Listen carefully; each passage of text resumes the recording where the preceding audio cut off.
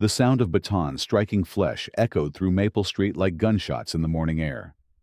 73-year-old Samuel Washington lay face down on his own front porch. His weathered hands zip-tied behind his back as two officers pressed their knees into his spine. Blood trickled from his split lip onto the wooden planks he had painted just last weekend, mixing with the water from his overturned watering can. "Stop! You're killing him!" Mrs. Chen screamed from her front yard, her voice cracking with terror. "That's his house. He lives there." Officer Brennan looked up briefly, sweat beading on his forehead despite the cool October morning. "Ma'am, step back or you'll be arrested for interfering with police business." Samuel's chest heaved against the porch floor, each breath a struggle against the weight crushing down on him. His vision blurred, but he could still see his prized marigolds scattered across the steps, their bright orange petals trampled and torn. Just 15 minutes ago, he had been tenderly watering them, humming an old gospel hymn his late wife Martha used to love. The morning had started like any other for Samuel Washington. At 6:30 sharp, he had risen from his empty bed, made his coffee black and strong, and stepped onto the front porch of the house he had called home for 42 years. The autumn air carried the scent of dying leaves and the promise of winter, but his flower boxes still bloomed with defiant color. Martha had planted those flowers the year she was diagnosed, insisting that beauty should outlast sorrow. Samuel had served 2 tours in Vietnam, earned a Purple Heart and a Bronze Star, and returned home to build a life in this quiet neighborhood. He had watched young families move in and grow old, had helped neighbors fix leaky faucets and jumpstart dead car batteries. Children who once rode bikes past his house now brought their own children to wave hello. This was his sanctuary, his piece of the American dream earned through blood, sweat, and decades of labor at the steel mill. He had been adjusting the sprinkler head on his garden hose when he noticed her watching him. Karen Mitchell lived 3 houses down in the Colonial with the perfectly manicured lawn and the security cameras pointed in every direction. She had moved in 6 months ago, and Samuel had tried twice to introduce himself with a plate of Martha's famous chocolate chip cookies. Both times, she had taken the plate without a word and closed the door. This morning, Karen stood at her living room window, cell phone pressed to her ear, her eyes fixed on Samuel with unmistakable hostility. Even from a distance, he could see her animated gestures, the way she pointed directly at him. A chill ran down his spine that had nothing to do with the October air. "Yes, there's a suspicious black male casing houses on Maple Street." Karen's voice carried across the quiet morning as she stepped onto her porch, still holding the phone. "He's been walking around the same house for 20 minutes, looking in windows, trying the doors. I think he's planning a break-in." Samuel froze, the garden hose still in his hands. He looked around, certain she must be talking about someone else. But the street was empty, except for him.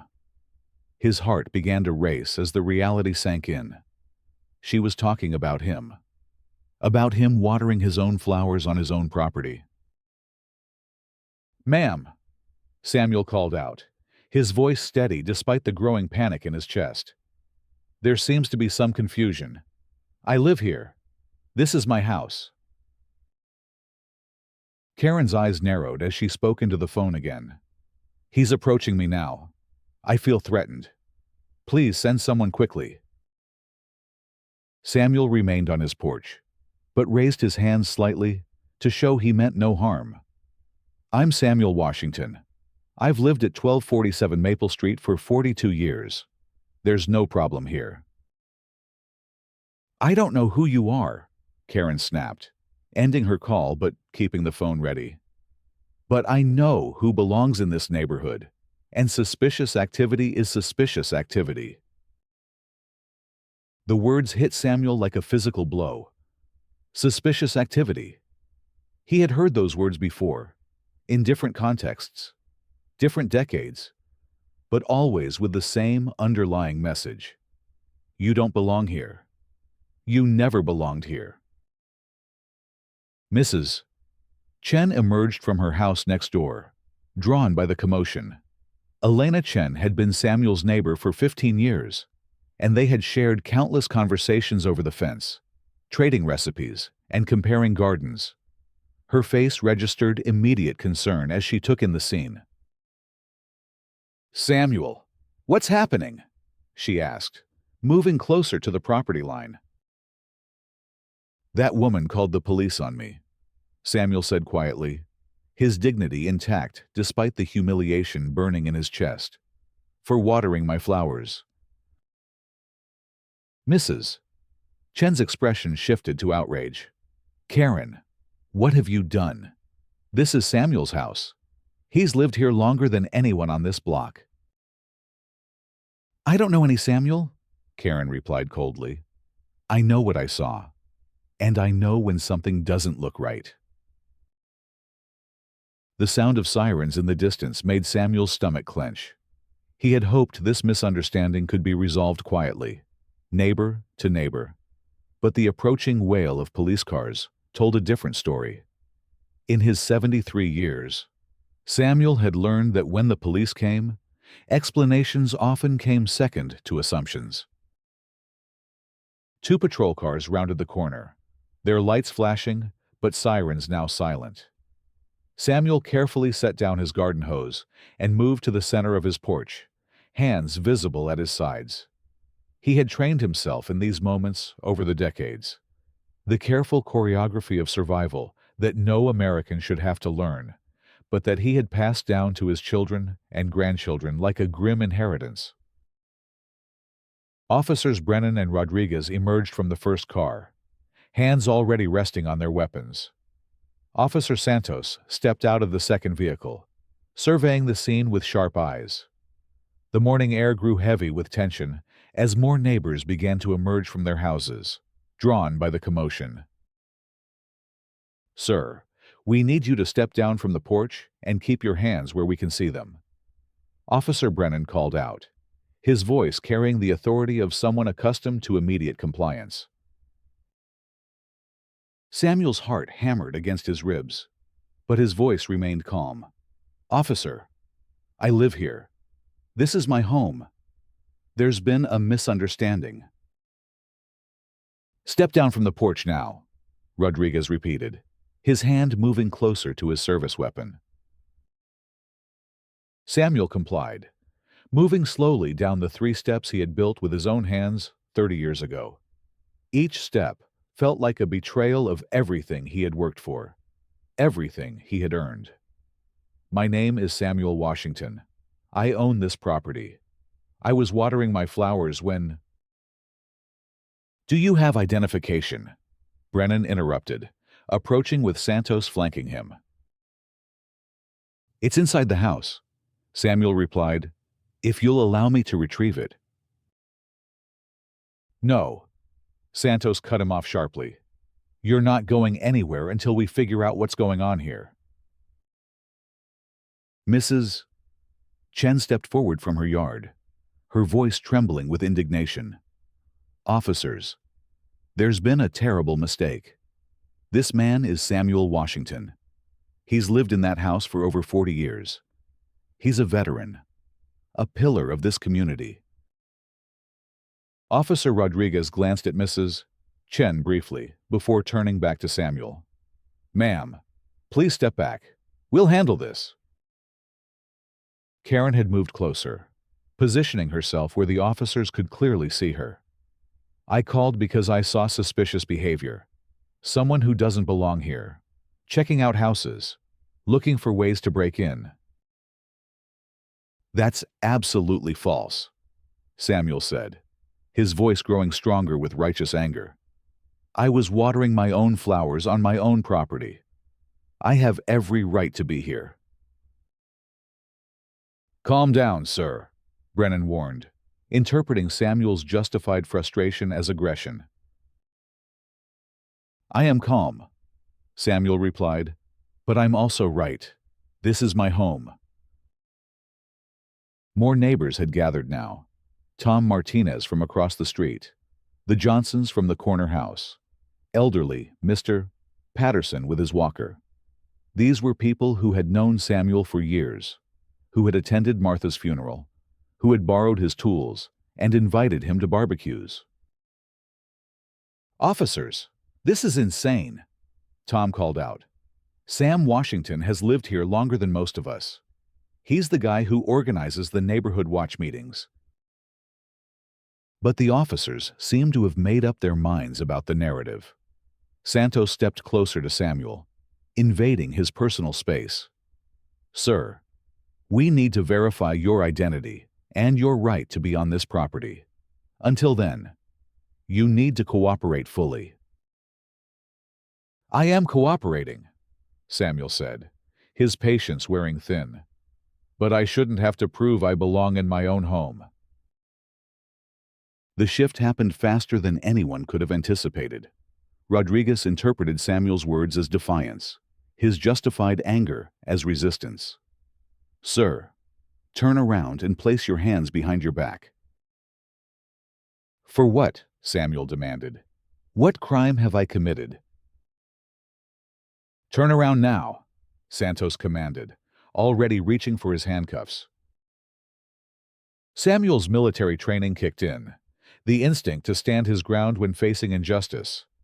"I will not be arrested for watering my own flowers on my own property." That was when Officer Brennan decided Samuel was resisting arrest. The baton came down across Samuel's shoulders before anyone could react, sending him stumbling forward. The second blow caught him behind the knees, dropping him to the ground as neighbors screamed in horror. "Stop, Mrs. Chen shrieked, her voice cracking with terror. "You're hurting an innocent man."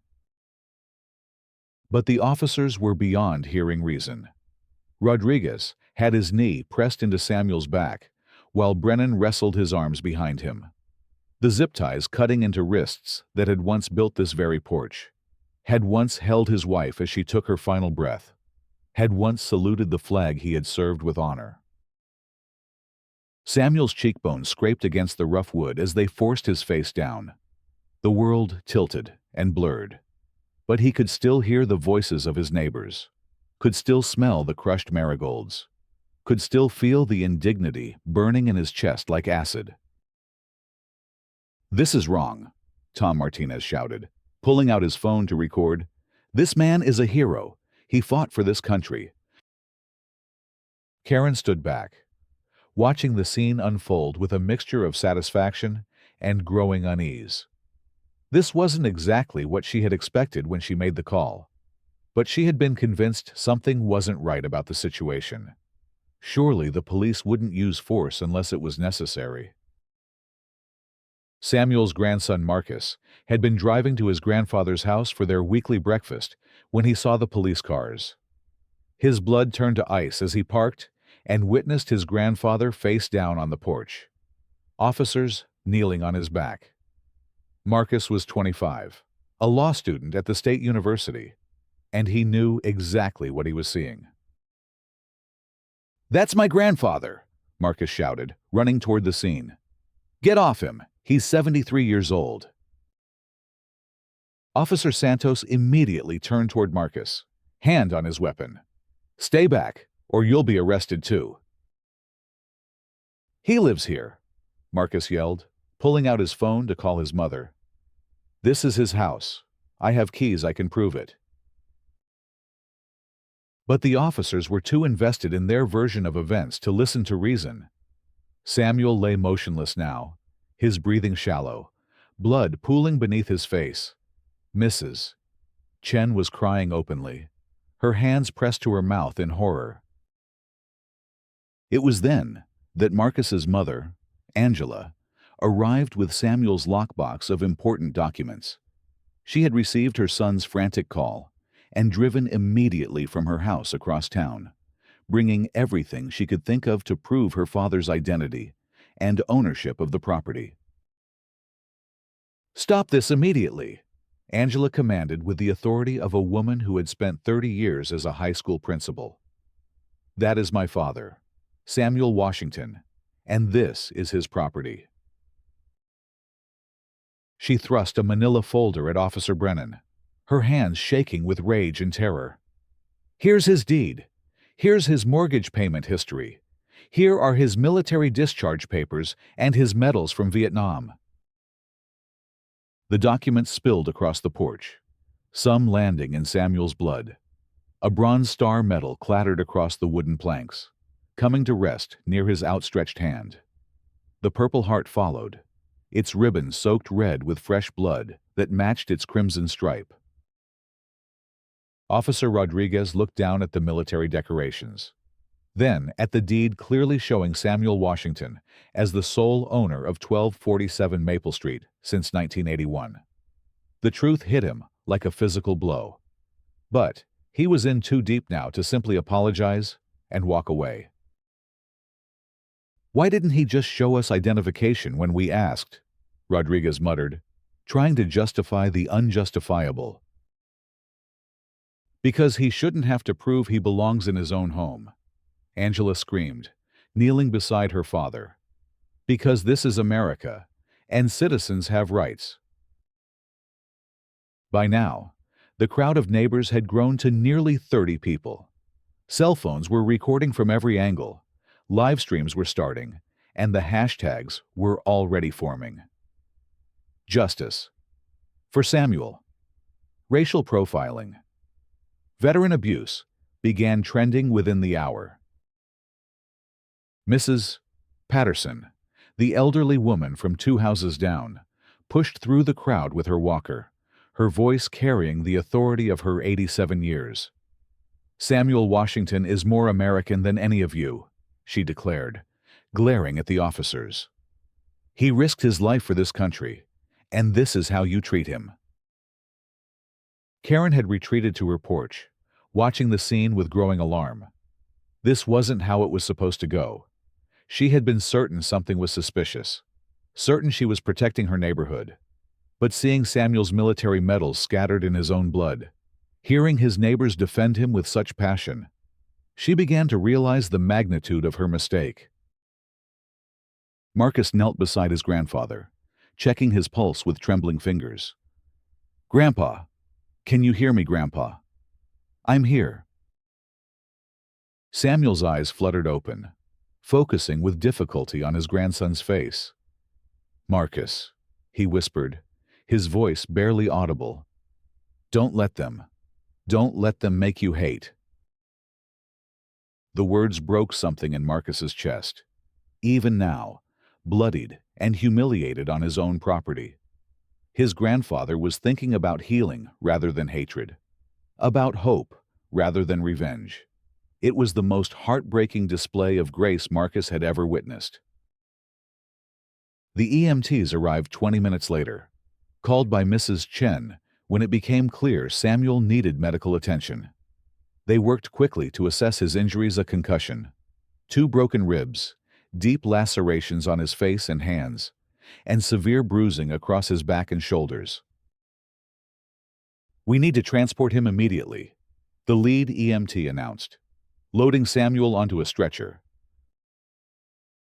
As they wheeled him toward the ambulance, Samuel managed to raise his head slightly, looking back at his house, his flowers, his porch.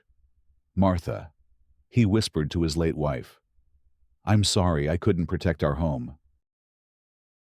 The crowd fell silent as the ambulance pulled away, its sirens wailing down Maple Street. But the silence didn't last long. Anger began to replace shock. Organization began to replace chaos. Mrs. Chen was already on the phone with the local news station. Tom Martinez was contacting civil rights organizations. Marcus was calling his law school professors, seeking advice on police misconduct lawsuits.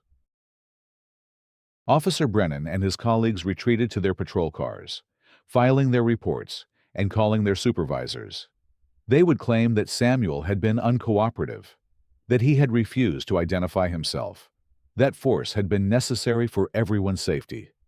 But they hadn't counted on the neighborhood's response. or the power of social media in the age of accountability. By evening, Samuel's story had spread across the internet. The video footage from multiple angles showed clearly that he had been watering his flowers, that he had tried to explain, that he had offered to retrieve identification.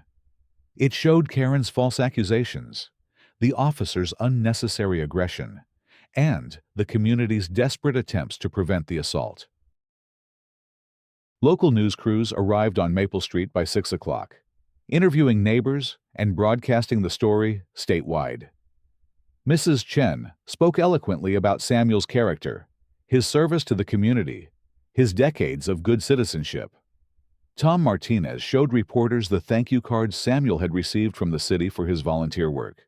The Johnsons brought out photos from neighborhood gatherings, showing Samuel at barbecues and block parties, always smiling, always helping.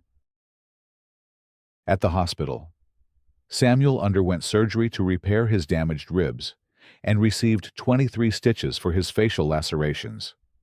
Angela sat by his bedside, holding his weathered hand and fighting back tears of rage and sorrow. This was not the country her father had fought for, not the justice he had served. Marcus spent the night researching legal precedents and civil rights violations, building a case that would not only seek justice for his grandfather, but also prevent this from happening to other innocent people. He had witnessed the intersection of racism and police brutality in the most personal way possible, and he was determined to use his legal training to fight back. The next morning brought protesters to Maple Street, not angry mobs or violent agitators, but neighbors and community members demanding justice for Samuel Washington. They carried signs reading, "Hero lives here," and "Respect our veterans," and "Samuel Washington is my neighbor." They marched quietly past his house, leaving flowers on his porch and cards of support in his mailbox. Karen watched from her window as hundreds of people filed past, many stopping to glare at her house with obvious contempt. She had become the symbol of everything wrong with false accusations and racial profiling, her name trending on social media alongside hashtags calling for accountability and justice. The police department initially tried to defend their officers' actions, releasing a statement about the importance of investigating suspicious activity and maintaining public safety. But the video evidence was too clear, the community response too strong, and the political pressure too intense. Within 48 hours, all 3 officers involved were suspended pending a full investigation. District Attorney Maria Santos, no relation to the suspended officer, announced that her office would be conducting a thorough review of the incident, with particular attention to potential civil rights violations and excessive use of force. The FBI was also notified, given the federal implications of attacking a military veteran on his own property. Samuel returned home 5 days after the assault, his ribs taped and his face still swollen and discolored. But he was greeted by something he had never expected. His entire front yard had been transformed into a garden of support. Neighbors had replanted his damaged flowers, installed new garden beds, and created a memorial wall covered with American flags, military insignia, and messages of gratitude for his service. Mrs. Chen had organized the effort, coordinating with dozens of neighbors to show Samuel that his community truly saw him, truly valued him, truly recognized his belonging. The marigolds that had been trampled during his assault had been replaced with even more beautiful specimens, their orange and yellow blooms creating a vibrant display of resilience and renewal. As Samuel slowly climbed the steps to his porch, the same steps where he had been brutalized, he found a handwritten note from the neighborhood children. "Thank you for your service, Mr. Washington. You are our hero, and we love you." It was signed by every child on the block, their careful handwriting a testament to innocence and hope. The legal proceedings moved swiftly. Marcus, working with prominent civil rights attorneys, filed a federal lawsuit against the police department, the city, and the individual officers involved. The case was strengthened by the overwhelming video evidence and the complete lack of justification for the assault. Karen faced her own legal consequences. District Attorney Santos charged her with filing a false police report and initiating a hate crime through her racially motivated 911 call. The charges carried serious penalties, including potential jail time and significant fines. Standing in court 3 weeks later, Karen finally faced the reality of her actions. She looked across the courtroom at Samuel, still bearing visible injuries from the assault she had triggered, and felt the full weight of her prejudices and assumptions. "Your Honor," she said during her sentencing hearing, her voice barely above a whisper, "I was wrong. I let fear and prejudice guide my actions, and an innocent man was hurt because of my ignorance. I take full responsibility for my role in this tragedy." Judge Catherine Morrison sentenced Karen to 6 months in jail, 2 years of probation, and 500 hours of community service working with civil rights organizations. More importantly, she ordered Karen to pay full restitution for Samuel's medical expenses and to undergo mandatory bias training and counseling. "Ms. Mitchell," Judge Morrison said sternly, "your actions on that October morning represent everything that is wrong with assumptions based on race and prejudice. Mr. Washington is a decorated veteran who has served his community and his country with honor. Your false accusations led to a brutal assault on an innocent man in his own home. This court will not tolerate such behavior." The 3 officers faced their own consequences. Officers Brennan and Rodriguez were terminated from the police force and charged with assault under color of authority, civil rights violations, and excessive use of force. Officer Santos received a lesser charge of failure to intervene, but was also dismissed from the department. But perhaps the most significant outcome was the change that rippled through the community and beyond. Samuel's assault became a catalyst for police reform, bias training, and community healing. The city implemented new protocols for responding to suspicious person calls, requiring supervisors to review all such incidents and mandating de-escalation training for all officers. 6 months after the assault, the city of Springfield held a special ceremony honoring Samuel Washington and officially apologizing for the treatment he had received. Mayor Jennifer Rodriguez again, no relation to the disgraced officer, presented Samuel with the key to the city and declared October 15th as Samuel Washington Day, in recognition of his service and dignity. Samuel stood at the podium in the city council chambers, looking out at an audience filled with neighbors, friends, and strangers who had been moved by his story. His ribs had healed, his bruises had faded, but the impact of that October morning would remain with him forever. "I want to thank everyone who stood with me," Samuel said, his voice strong and clear. "But I also want to say that this isn't just about one old man and his flowers. This is about the America we want to be, the America we can be when we choose understanding over assumption, when we choose community over division."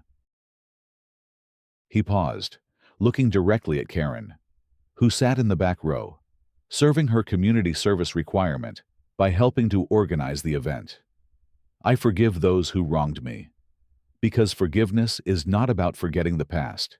It's about building a better future."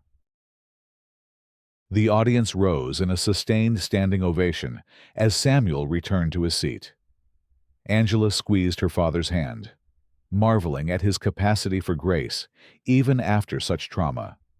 Marcus wiped away tears, proud of his grandfather's strength and wisdom. Mrs. Chen, who had become something of a local hero herself for her immediate response and ongoing advocacy, presented Samuel with a special gift, a plaque reading, "Hero Lives Here," that she had commissioned for his front porch. It would serve as a permanent reminder to the neighborhood and to any future Karens that Samuel Washington belonged exactly where he was. As the ceremony concluded and people began to file out, many stopped to shake Samuel's hand, to thank him for his service, and to apologize for the treatment he had endured. But Samuel's focus was already turning toward home, toward his porch and his flowers, toward the simple dignity of watering his marigolds in peace. That evening, as the sun set over Maple Street, Samuel sat on his porch swing, watching his neighbors return to their evening routines. Children played in yards, families gathered for dinner, and the normal rhythms of community life continued. But something had changed, something fundamental and important. The neighborhood had faced its own reflection and chosen to be better. They had seen injustice and refused to be silent. They had witnessed brutality and responded with love. They had confronted their own prejudices and committed to growth. Samuel picked up his watering can, the same one that had been overturned during his assault, and walked slowly to his flower boxes. The marigolds bloomed more brilliantly than ever, their vibrant colors a testament to resilience and renewal. As he gently watered each plant, Samuel hummed the same gospel hymn he had been humming that October morning, Martha's favorite song about overcoming and hope. Across the street, Tom Martinez waved from his front yard. Next door, Mrs. Chen smiled and called out a greeting in her musical voice. Even old Mr. Patterson emerged with his walker to sit on his porch and enjoy the evening air. This was community, as it should be. Neighbors caring for neighbors, understanding that their strength lay in their unity rather than their differences. As darkness fell and the streetlights began to glow, Samuel remained on his porch, surrounded by the flowers he loved, in the home he had earned, in the neighborhood that had finally, fully embraced him. The assault had been brutal, the injustice profound, but the response had been beautiful. A reminder that ordinary people could choose extraordinary grace when faced with moral tests. Samuel Washington, decorated veteran, beloved neighbor, and survivor of racial profiling, had found his way home not just to his house on Maple Street, but to a community that would never again allow such injustice to occur in silence. And, in that home, surrounded by love and defended by truth, he watered his flowers and planned for tomorrow, knowing that the seeds of justice, once planted, would bloom eternal.